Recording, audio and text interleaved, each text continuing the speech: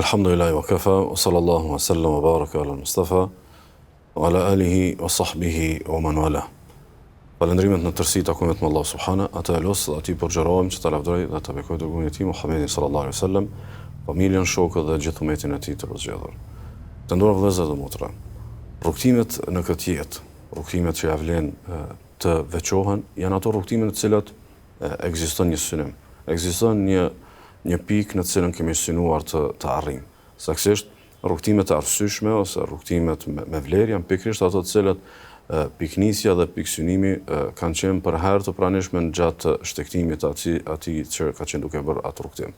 Në këtë rast, nëse se kemi bërë një rrugtim në këtë muaj të bekuar, duke u përkushtuar Allah subhanahu wa taala me agjerim, me namaz, me lexim të Kuranit, me dhikr dhe me vepra të mira, mirëpo gjithsesi ky rrugtim ka pasur një synim.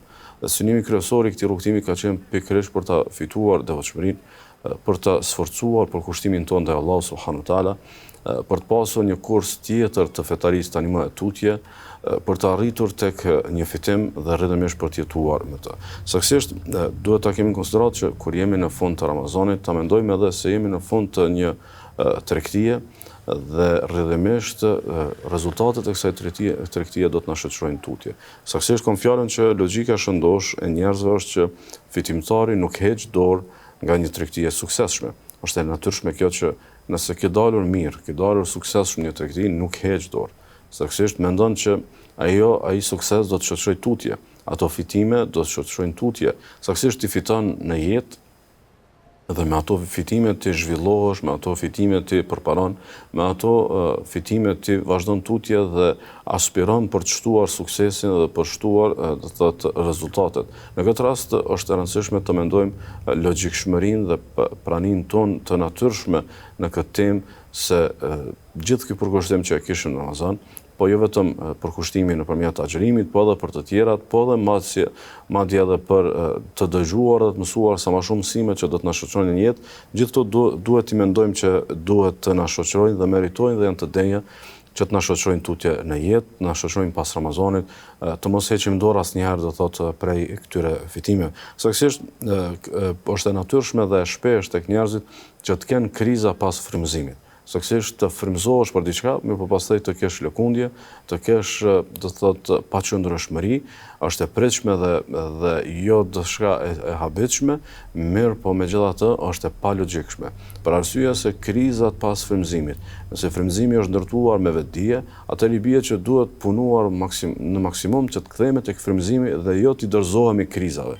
Saktësisht krizat janë të mundshme, mirë po ne duhet ta mendojmë vlefshmërinë dhe denjësinë e frymëzimit që e kemi marrë dhe rrëdhëmisht të mos e humbim fitimin që e kemi fituar në tregtinë tonë me Allahun subhanahu wa taala. Dhe kjo është pjesa më e shpeshtë e diskutimit dhe e diskursit fetar në përmbyllje të muajit të bekuar të Ramazanit, pikërisht spikatja e kësaj domethënie që të mos i dorëzohemi krizave tona pas Ramazanit. Saktësisht, e vërtet, Ramazani është muaj i bekuar, djajt janë të prangosur dhe frymëzimi ka qenë më i lartë, mirë po ky frymëzim ka pasur kuptim dhe do të ketë kuptim edhe pas Ramazanit. Ka pasur gjatë Ramazanit shumë domethënie dhe shumë denjësi dhe ashtu vazhdon të ketë edhe pas Ramazanit. Ndaj ne nuk duhet të dorëzohemi në asnjë çast dhe në asnjë rast krizave, qoftë të cytjeve të djallit, apo të cytjeve të egos tonë, apo të cytjeve të rrethit, dhe duhet të jemi të këmbgulës që ta vazhdojmë përkushtimin tonë ndaj Allahut subhanahu wa taala. Kështu që asnjëherë nëse dëshirojmë që ta kapim këtë temë mirë, asnjëherë të mos e largojmë nga mendja një të vërtetë madhe se çka i bie do thotë përkushtimi i jon ndaj Allahut subhanahu wa taala nëpërmjet adhurimit. Saktësisht ky varg ligjëratash ka pasur si spikatje dhe si fokus përkushtimi në adhurim, ndërkohë që përkushtimi në fetari është edhe më i gjerë. Saktësisht në fetari ka përkushtim të besimit, ka përkushtim të sjelljes, ka përkushtime të qasjes e kështu me radhë. Mirë po ne kemi pasur në kornizat e përcaktimit të temës, ti përkushtohemi së shtjelluari vetëm pjesën e adhurimit, mirë po duhet ta kemi në konsiderat një të vërtet madhe për ta kuptuar këtë temë mirë. Saktësisht Yahya ibn Abi Kathiri thotë kësaj, thotë me asgjë njeriu nuk e ka nderuar vetveten, sikurse që e ka nderuar duke i bërë adhurim Allahut subhanahu wa taala. dhe me asgjë nuk e ka poshtruar dhe nuk e ka nënçmuar njeriu vetveten, sikurse kur e poshtron vetveten duke i bërë mëkat Allahu subhanahu wa taala. Ndaj përkushtimin ndaj Allahut duhet ta shohim si nderim të vetvetes. Ne teksa i përkushtohemi Allahut me adhurim, teksa i përkushtohemi me namaz, me Kur'an dhe dhikr dhe lutje dhe lëmosh, ta ndjejmë që jemi duke i bërë favorin vetvetes. Jemi duke i bërë nderin vetvetes, nga që të jesh tek adhurimi i Allahut i bie të jesh tek kulmi i vlerave, i bie të jesh tek kurora e vlerave. Dhe mungesa e adhurimit nënkupton një humner në cilën njeriu nuk ka asnjë domethënie. Sigurisht Ibn al-Jauzi e përmend dhe e përkthen këtë domethënie edhe nga një kënd tjetër që është shumë thelbësor, thotë përpjekja dhe përkushtimi dhe vëmendja për adhurimin ndaj Allahut subhanahu wa taala. Do të ne kur përkushtohemi, kur e marrim më seriozisht, kur përpiqemi në vazhdimsi dhe kur kemi një vëmendje të palëkundshme për të adhuruar Allahun subhanahu wa taala. Thotë kjo tregon që Zoti po të jap ty të mbarën. Kjo tregon që Zoti i Madh po ta jep të mbarën, që i bie njeriu i cili adhuron Allahun subhanahu wa taala në periudhë caktuar dhe pastaj e braktis adhurimin, ose nuk përkushtohet më, ose e shpërfill atë dhe nuk e sheh më projekt rëndësishëm të jetës, në formë e kupton edhe peshën dhe vlerën që ka tek Zoti i tij. Ndaj njeriu për ta kuptuar këtë çështje duhet të fokusohet që të qenët i vlefshëm dhe i dashur dhe me vlerë tek Zoti i bie të jesh i përkushtuar ndaj tij. Dhe Allahu përkushtimin ndaj tij nuk ja mëson gjithkujt. Ndaj duhet të merakosemi dhe të reflektojmë nga kjo domethënie. Ne në këto ligjërata, në këtë Ramazan, mësuam për përkushtimin, mirë po mësuam për përkushtimin në mënyrë që ta kemi atë për herë. Nuk ju qasëm kësaj teme që ta mësojmë përkushtimin dhe shembulltyrat e përkushtimit dhe vetdijen e këtyre të përkushtuarve se si e kishin pas vetdijen në thelbin e veprave, në denjësinë e veprave dhe në frytshmërinë e veprave. Nuk e bëm gjithë këtë që pastaj t'i lëm ato vepra. Mi po e bëm që ato vepra t'i përvetësojmë dhe pastaj t'jetojmë ato, nga që vetëm kësaj përshkruan besimtarët e vërtetë. Allahu i Madhreshëm kur i përshkruan besimtarët e vërtet në Kur'an, pikërisht i përshkruan me vazhdueshmërinë e tyre. Sikur se thot Zoti fuqiplotët, janë ata për besimtarët cilët namazin e tyre falin për herë. Janë ata cilët namazin e tyre e falin për herë. Sikur se na tregon se kjo ka qenë edhe porosia e Allahut për profetët e tij. Do thotë ne i përkushtohemi në vazhdimsi, sepse vazhdueshmëria ka qenë, do thotë, porosia e Allahut për profetët e tij. Sikur që qëndron në Kur'an, ku një prej profetëve ka thënë, Zoti më ka urdhëruar që ta fal namazin, të jap zakatin për sa kohë që të jem gjallë. Për sa kohë që të jem gjallë, sigurisht se Allahu ka urdhëruar në Kur'an dhe adhuroje Zotin tënd derisa të vijë vdekja. Adhuroje Zotin tënd për herë. Në asnjë moment mos u ndal nga adhurimi i Zotit fuqiplot, për herë të jesh në nivel të detyrës, të për herë të jesh në plan të adhurimit dhe agjenda kryesore e jetës të jetë pikërisht adhurimi i Allahut subhanahu wa taala. Ne kemi mësuar për çështjen e përkushtimit dhe shembulltyrave të përkushtimit, pikërisht që të marrim këtë vepër, ta marrim këtë cilësi, ta marrim vazhdueshmërinë dhe me këtë ta fitojmë me lejen e Allahut subhanahu wa taala dhe fundin e mirë. Në të vërtetë, veprat vlerësohen sipas përfundimit, ashtu sikurse e ka pohuar këtë i dërguar Allahu sallallahu alaihi wasallam. Saktësisht, kush jemi ne dhe cila është vlera jon, nuk është shumë e përcaktuar se çfarë kemi bërë. Mirë po, cilat vlera i kemi akoma, cilat vlera jetojnë akoma me ne, cilat adhurime janë akoma të pranishme në jetën tonë. Nëse fjala bie kemi pasur një përkushtim të caktuar, një ditë të caktuar, mirë po ajo i takon të kaluarës, ndërkaq që sot më janë tjetër kundër të asaj, atëherë kjo nuk përcakton shumë do thotë vlerën tonë. Saktësisht, vlerat që kemi pasur i kanë vlerë nëse ato vazhdojmë të kemi dhe nëse ato na mungojnë, në të vërtetë mund të rrezikojnë edhe atë që kemi pasur dhe në fund mund ta rrezikojnë edhe fundin e mirë, për arsye se njeriu jeton në përkushtim ndaj Allahut subhanahu wa taala me shpresë që kësaj ta takojë Zotin e tij. Do thotë ne synojmë të takojmë Zotin e Madh, duke qenë i kënaqur me ne, duke qenë të përkushtuar ndaj tij. Mirë po, ky përkushtim dhe kjo kënaqësi e Allahut subhanahu wa taala është e lidhur ngushtë me vazhdueshmërinë tonë në vepra të mira ndaj Allahut subhanahu wa taala. Ndaj keni vëmendjen dhe konsideroj që është shumë thelbësore për ta kuptuar në thelb çështjen e vazhdueshmërisë.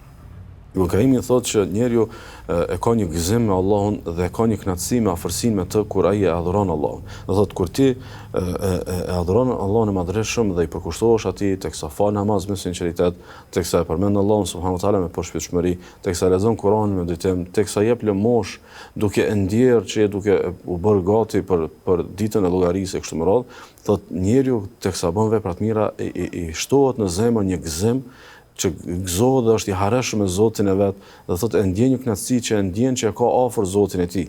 Thotë dhe kjo pastaj thotë bën që të shtosh veprat e mira dhe të shtektosh pa ndal. Kuptimin që nëse vërtet e ki shijuar, në vërtet e ki bërë veprën me përkushtim, i bie që do thotë ti vetëm se shkon duke i shtuar veprat e mira, jo duke i pakuar ato. Kjo vetëm se e përcakton një vazhdueshmëri të shtektimit dhe jo një ndërprerje të tij. Saktësisht njerëzit që e kanë një gëzim dhe harem me Allahun subhanahu wa taala ata nuk largohen.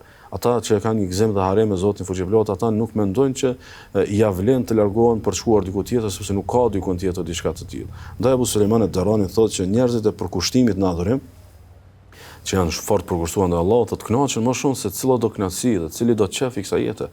Sepse kësaj është kjo e vërtet e parë dhe e pohuar dhe dëshmuar nga gjithkusht që është përkushtuar ndaj Allahut. Madje gjithsesi për ne kemi pasur kësi momente gjatë Ramazanit, qoftë gjatë namazit të taravive, apo gjatë namazit të natës, apo gjatë momentit të iftarit, apo gjatë momentit të përkushtimit në adhurimin e agjërimit e kështu me radhë, kemi pasur momente ku kemi ndjer afërsinë Allahut, kemi pasur momente ku kemi ndjer këto domethënie që kanë gëzim dhe harem me Zotin fuqiplot. Këto domethënie janë për herë të mundshme. Ashtu sikur se e kënaqur dhe po kënaqesh në Ramazan, kësaj mund të kënaqesh edhe tutje. E ke tër vitin, kushtimisht thënë Ramazan, nëse dëshiron ti ta kesh tër vitin kënaqësi, tër vitin gëzim dhe harem me Zotin fuqiplot dhe për herë ta kesh do thotë adhurimin, diçka që e përcakton rrugtimin tënd. Dhe është e rëndësishme për ta kuptuar një diçka, që sa herë që një adhurim e shijon më shumë, sa herë që një adhurim e përjeton më shumë, i bie që me gjaz do të kthehesh tek ai adhurim. Do thotë është i pashmangshëm koncepti i vazhdueshmërisë. Është shumë e vështirë të mendohet kputja dhe shkputja tek dikush i cili e ka shijuar dhe e përjeton adhurimin. Ndaj Ibn Qayyim rahimullah thotë se sado që të lodhesh në adhurim, në të vërtetë ajo e ka një kënaqësi. Dhe kur të bëhet thotë adhurimi i rënd, fillon fjala bie të ndjesh sikur po të vjen i rënd adhurimi, ku diun çka me orarët e tua të jetës, me angazhimet e tua të jetës, ose me diçka tjetër, thotë. Sa herë që kur e ndjen sikur po të bëhet adhurimi i rënd, thotë të ngelet kënaqësia që e ke përjetuar dhe të kujtohet shija dhe ajo të kthen tek adhurimi.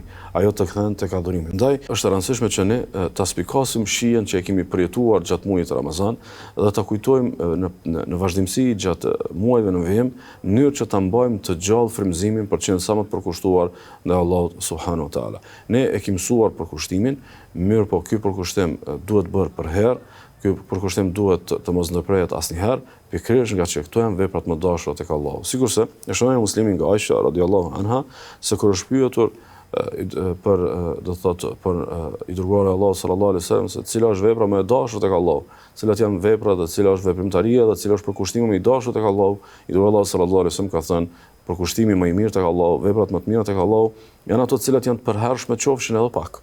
Qofshin edhe vetëm 2 rekate të namazit të natës, mirë po të cilat nuk i lë asnjëherë. Qofshin vetëm një lëmosh e lehtë që mund të hapësh çdo ditë, mirë po të mos e lësh asnjëherë.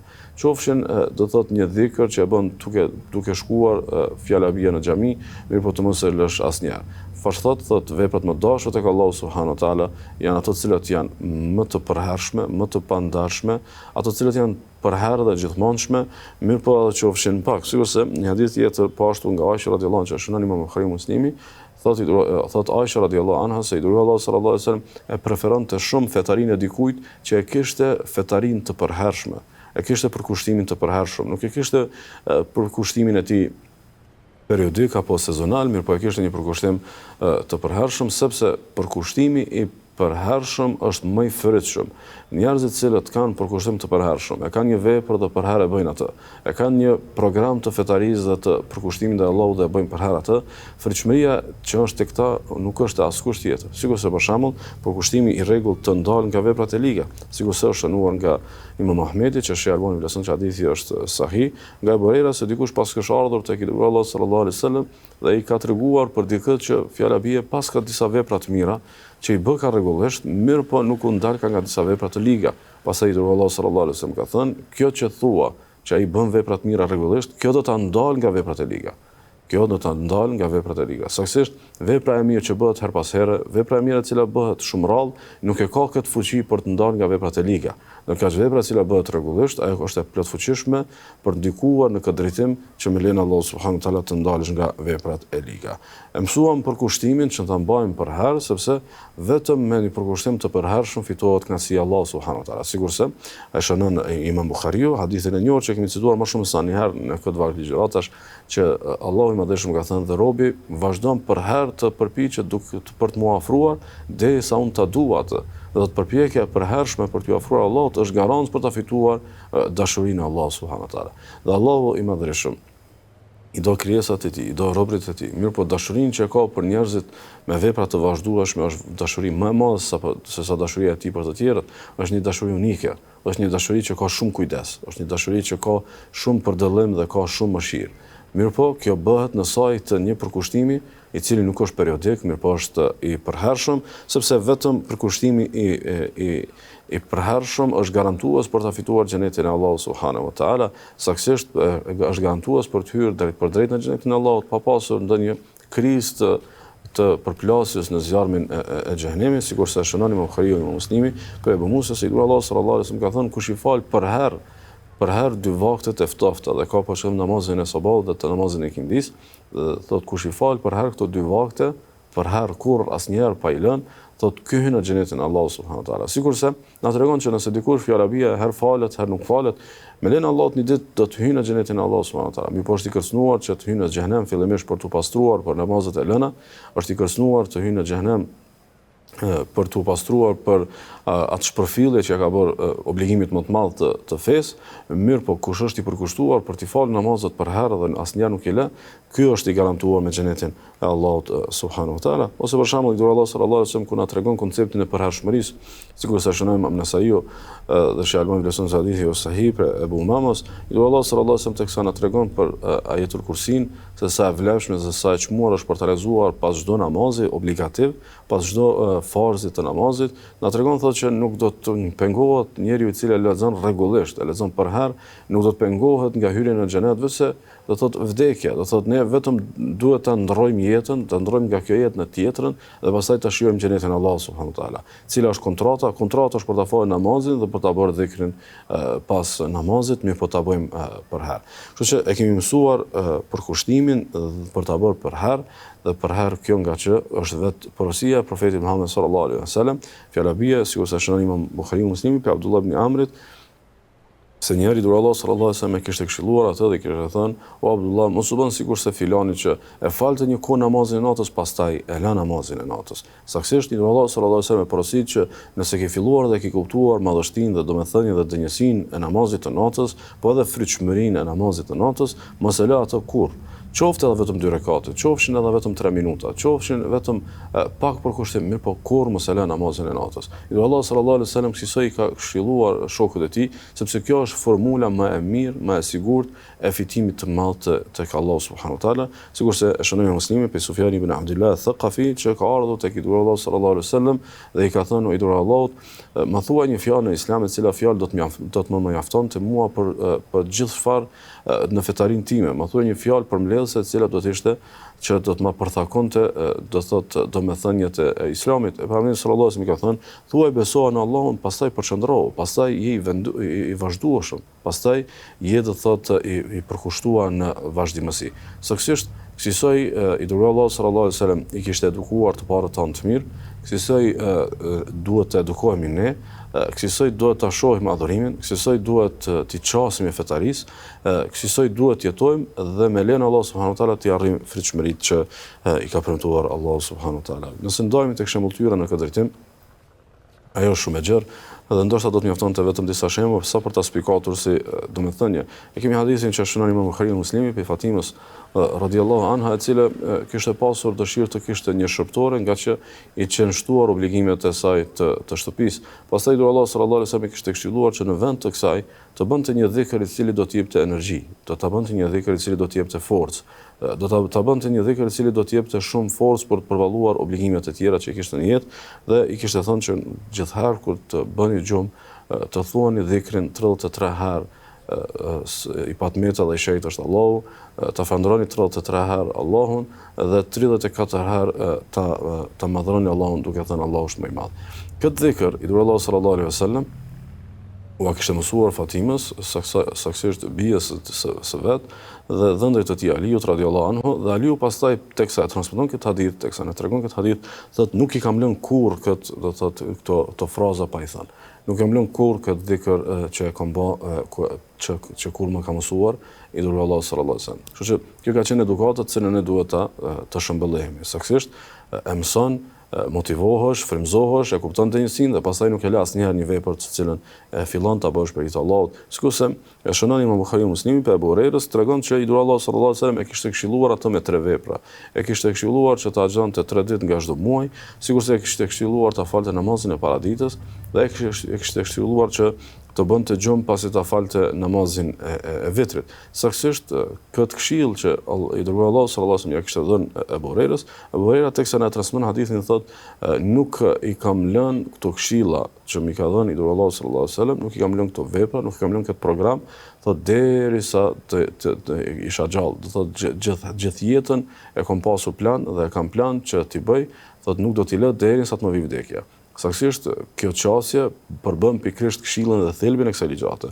Ta bësh veprën për herë dhe për jetë dhe kurrë asnjëherë të mos mendosh që të shkutesh për saj. Sikurse e shënon Imam Maliku prej Aishës radhiyallahu anha, që e kishte program të falte 8 rekate nga në namazin e paraditës dhe e thoshte dhe potenconte lidhshmërinë e saj të fuqishme me këtë adhurim, saqë thoshte sikur ato të liha të zgjedhja ndërmjet ringjalljes së prindërve të mi apo të braktisja këtë adhurim, thotë nuk do ta braktisja këtë adhurim. Saktësisht, edhe sikur të kisha një mundësi të shihja prindërit e mi edhe një herë gjallë pasi që kishin ndruar jetë, apo të vazhdoja në këto vepra, unë do të zgjedhja që të vazhdoja në këto vepra.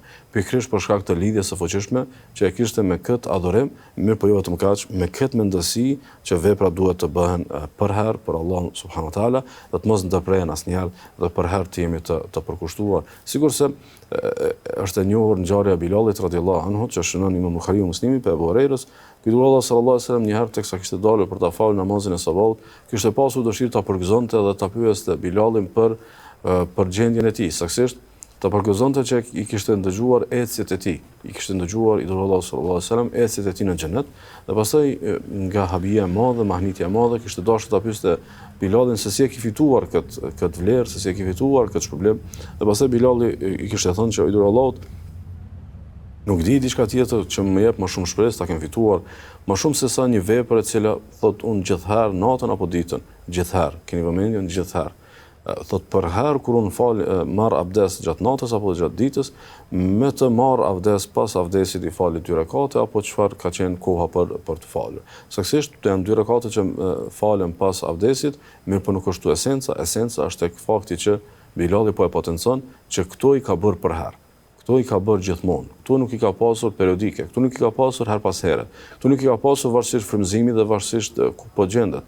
Po e ka pasur, do thot, vetdije të përhershme që gjithmonë dhe gjithnjë të adhuronte Allahun subhanahu wa taala. Për fund është shumë thelbësore dhe me këtë përmbyllit që asnjëherë në jetë të mos jemi të kënaqur me gjendjen tonë, po për herë të aspirojmë më të mirën. Saktësisht, njeriu e njeh realitetin e vet, e njeh gjendjen e tij, e sheh se si po shkon ngadala apo jo procesi i përmirësimit dhe i përkushtimit, kështu që gjithherë ne duhet të rrimë në një gjendje ku e fajsojmë vetveten dhe e qortojmë vetveten dhe përpiqemi të frymëzohemi shumë e më shumë për ta shtuar përkushtimin te Allahut subhanahu wa taala. Dhe Ibn Kaimi rahimullah thotë që kur robi pajtohet me gjendjen e tij, një gjendje përfundimisht e mirë, sikur i ka dhënë vlerësimin final, thotë kjo tregon se ai ka mendim të mirë për vetveten. Në rregull, mirë po thotë ka ignorancë të madhe për denjësinë dhe të drejtën e Allahut. Do të thotë ty duket sikur ke bërë shumë mirë, realisht sikur ta kishe njohur Zotin mirëfilli, e shet që përkushtimi yt kërkon dhe lypse të bërë edhe më shumë. E shet që përkushtimi yt duhet të shtohet cilësia, e shet që fetaria jote lypse të pastruar me pendim dhe lypse të ripërtrir me shumë domethënie dhe beslidhja jote me Allahun subhanahu wa taala të bëhet edhe më e mirë. Çka thotë Ibn Kaimi, thotë kur robi pajtohet me gjendjen e tij, si diçka përfundimisht e mirë, kjo tregon se ai ka mendim për vetveten, ka mendim të mirë për vetveten, por ka ignorancë dhe padijeni për denjësinë dhe drejtën e Allahut, ai vërtet nuk e di mirëfilli çka meriton Zoti. Zoti jon meriton që ne ta adhurojmë atë. Zoti jon meriton që ne t'i përkushtohemi atij. Zoti jon meriton që ne të mirat që ai na ka dhënë të jemi mirënjohës ndaj tij duke e adhuruar atë. Dhe festa më e madhe është festa e fitimtarëve që realisht e kanë kuptuar që suksesi më i madh është adhurimi dhe përkushtimi më i madh do të jetë tek adhurimi. Dhe ngjarja më e madhe e jetës është adhurimi i Allahut subhanahu wa taala. Elus Allahun subhanahu wa taala që për herë të na mbajë të frymëzuar, përkushtuar dhe të palëkundshëm në adhurimin ndaj tij, për herë të na bëjë që adhurimin ta bëjmë qiltërisht vetëm për të, për herë çdo adhurim të jetë i frytshëm për ne në këtë dhe në botën tjetër, dhe ashtu sikur se na gëzon në këtë jetë teksa përfundojmë muajin e bekuar, na gëzon me festë, na gëzojmë me festën e amshimit duke na bërë banor të xhenetit. Wa sallallahu wa sallam wa baraka ala nabiyyina Muhammad.